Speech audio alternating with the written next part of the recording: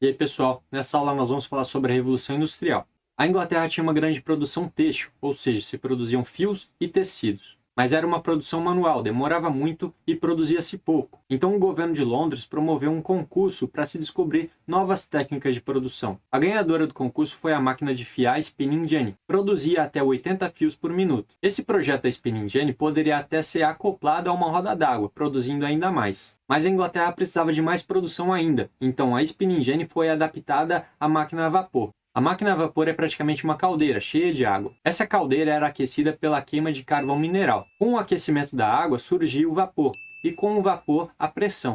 O vapor empurrava uma tampa que chamamos de pistão, até um ponto de escapamento, aonde a pressão do vapor saía. Com a falta de pressão, o pistão baixava. Daí tínhamos o movimento repetitivo de sobe e desce do pistão. Esse pistão era ligado a uma biela, e a biela era ligada a uma engrenagem da máquina. O movimento sobe e desce movimentava a engrenagem da máquina. O termo revolução significa mudança. A revolução industrial foi a mudança da manufatura para a maquinofatura. Antes a produção era manual, no caso então manufatura, e passou a ser feita com a ajuda de máquinas, no caso maquinofatura. Então a primeira revolução industrial foi essa mudança de produção manual para uma produção com a ajuda de máquinas, movidas a vapor com queima de carvão. A Inglaterra foi pioneira na Revolução Industrial porque tinha uma grande quantidade de minas de carvão. O carvão vegetal não é adequado para esse tipo de máquina, porque ele queima muito rápido. Então, todos os países que queriam fazer a Revolução Industrial precisavam ter reserva de carvão mineral. Se não tinham minas de carvão mineral, precisavam comprar de países que tinham, como por exemplo a Inglaterra.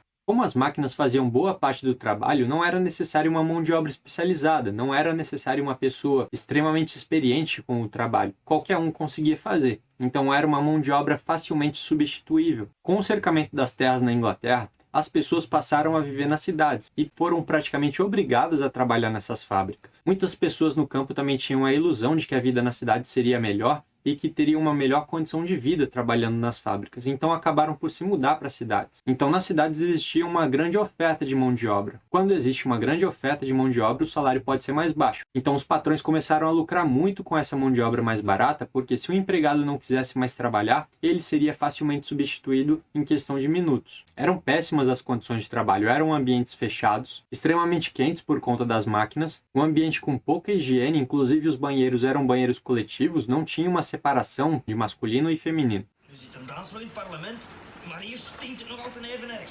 Dat komt door u, jong. Niet door Daans. Daans, die zit nu op een heilige pot, joh. Ik vraag me af wat dat hier gaat veranderen. Wij gaan allemaal rijk worden, hè. Dan moeten we weer komen schijten met een ogen uit. Geef mij eens een stukje werk, man, Gust. Als je het mij vraagt, dan zijn we nog niet aan ons nieuw patatten. Oh, wat een goed. Hier, eentje van de Smit. Operário também pode ser chamado de proletário.